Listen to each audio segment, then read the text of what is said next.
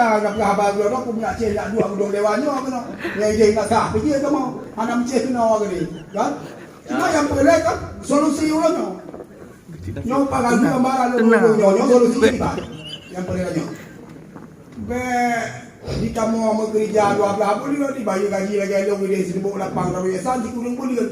Hokah tinggal di pemerintah. Nyo Pak DPR kan rasa kamu gaji yang kurangnya belum lagi dulu apa DPR. Ya. Kata punya mereka pengen mau lakukan kena kan? Ya. Nyo belum lagi dulu perjuangkan hak kami bukan menambah gaji. Gaji yang naik kok. Kamu gaji apa kan? Ya.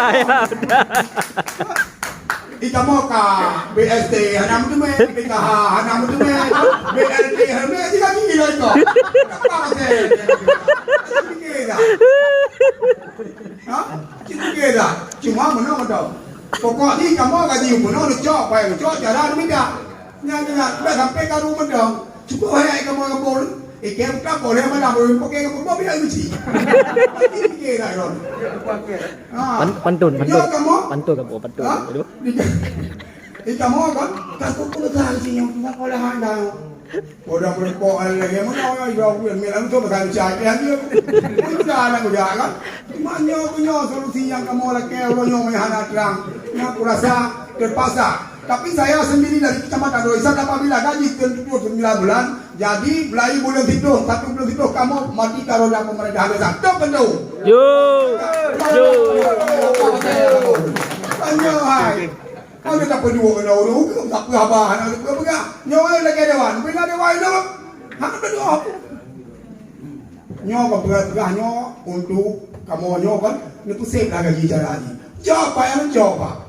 Yang apa kami kabut ke ruangan dengan kami apa mana juga cara mengakan robot BPN apabila anak robot BPN jauh kan korupsi paling besar di desa hasil paling ini mau ada cuan ada kau mi apa tahu kamu mau dewan apa nyo lagi nyo jalan ke mana umur miliaran sampai kan pemerintah kabupaten lagi mau belang pak kan mau belang ada lagi balai lagi anak belang dia belang kau dia ini kan dia belangnya baik ini kau baik lagi